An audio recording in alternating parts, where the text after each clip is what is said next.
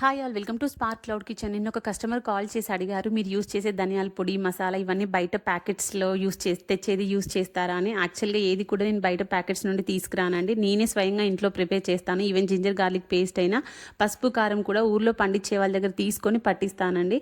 So మీరు అలాంటి doubt అయితే ఏమీ పెట్టుకోవద్దు. సో ఒకటి చెప్తున్నాను, రీసెంట్గా పెద్ద పెద్ద రెస్టారెంట్స్లో ఫుడ్ సేఫ్టీ వాళ్ళు రైడ్ అయితే చేశారు కదా.